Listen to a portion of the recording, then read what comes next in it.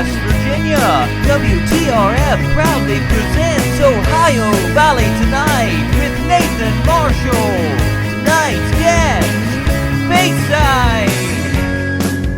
Welcome to another edition of Ohio Valley Tonite, and tonight is a special edition. As you can see, we are not in our usual locale. We're at Altar Bar in Pittsburgh, and we are with Nick and Jack of Bayside, of the band Bayside from Queens, New York. Mm-hmm. Guys, thank you so much for coming in, and you're the lead guitarist and lead bassist. Appreciate you guys coming in. Thank you very much.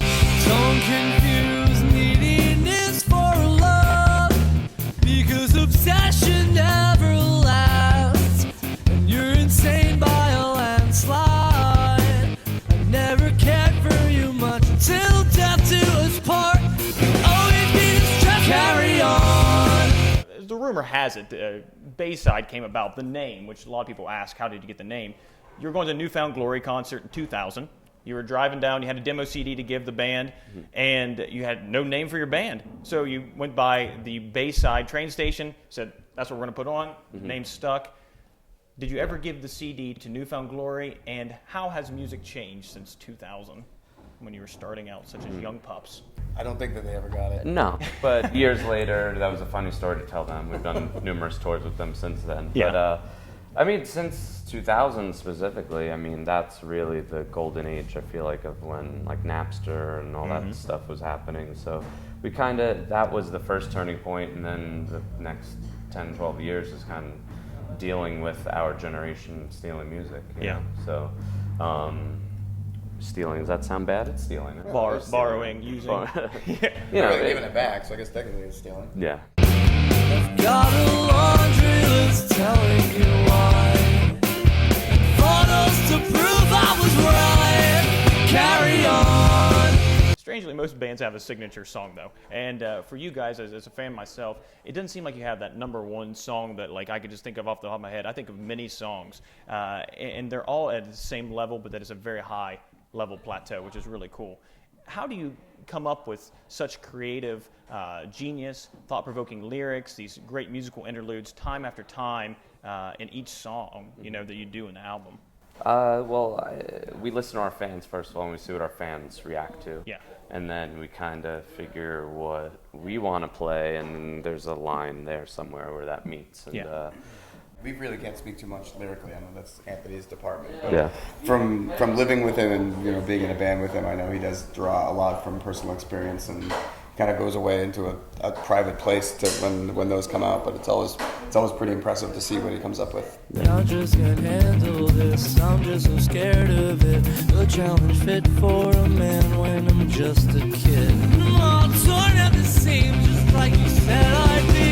If this is love, then I don't want a part of it. I just can't handle this. I'm just so scared. Well, on a serious note, the way I got into your band was my friend Jeff had suggested you guys and your acoustic album. That was what he suggested. And he told me the story about, it was actually Halloween night, 2005, if I'm not mistaken, and you were driving in Cheyenne, Wyoming, when you got in a wreck. And Nick, you actually broke a vertebrae, if I'm not mistaken. You flew from the car and broke a vertebrae. And your drummer he passed away from that instance. And the neat thing about that was you went on to do the concert, you went on to do the tour, and you did it all acoustic. Yeah. And how did that night change you as a band, and why go on and do the acoustic tour after that? Well, I think that, as immediately as we could handle it, we had to figure out, do we stop being a band or do we keep going? And the answer, we all knew we wanted to do it. And, Ant and Jack were, basically okay to go on. So I think maybe the tour picked up a week later or something like that. Yeah, we had gone home. We made a quick trip back to, that happened in Wyoming, and the tour kind of went down the West Coast and headed back, and we met up with it about a week and a half later in St. Petersburg in Florida. And that had given us enough time to kind of go home, just decompress. I mean, there was a lot to kind of process, and you were still in the hospital in Wyoming for a while. And got home, kind of decompressed, and then flew down to Florida to meet up with the rest of the tour. And I think for us to get back out there and really hit it and just, say that, terrible things happen in your life, but you can either lie down and die or you can get back up and fight and try to get your own life back and taking control of your life and being the master of your own destiny in some respects is, I think, lyrically what this band for me is one of the big things and what we're about. So I think it would have been awfully hypocritical of us to have not done that tour. Oh yeah, and I think in my opinion, I listen to a lot of music, but in my humble opinion, it's one of the best albums of our generation. I really do. Thank you very much. You can feel the grit, you can feel the passion behind it, and you can see that you got a meaning behind it, which so much music today doesn't have.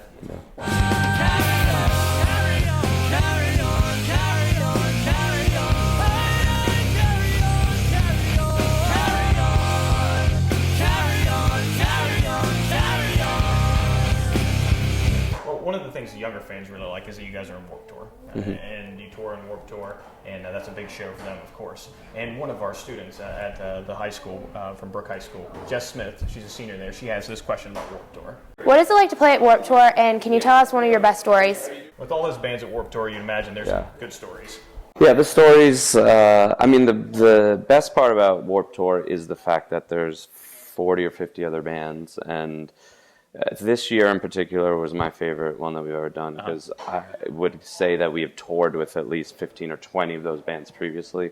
So day one, we just had tons of friends, and this year we ran an after-hours bar whenever there was like a later bus call, whenever we were leaving at like 3 or 4. We set up our old Bayside tent, and Jack and Chris, served drinks to the tour, basically. So it was kind of the after party. And people think it's funny because people don't think you guys are, you're human first and then you're an artist second, but they forget that. And they think, well, when the show's done, the marionettes cut down, they just wait till they come back and play. But that's not the way it is, and it's definitely always need to be humanized, for the fans. Especially on Warped Tour, where you play for 30 minutes a day and have about 18 hours to kill. Sitting there playing Angry Birds, Star Wars forever, right? Yeah, it gets a little bit old after a while. Well, again, I want to thank my guests today, Nick and Jake from Jack. I'm sorry, Nick and Jack from thank you. Bayside. I appreciate it, guys. Thank you very much for having us. If they want to have more information on Bayside, they can check out.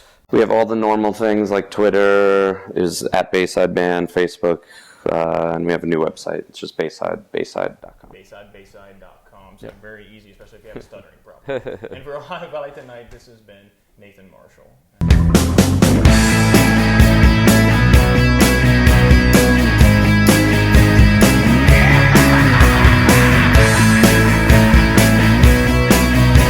Yeah, I think that, again, like what we've done as a band the entire time is try to be really good.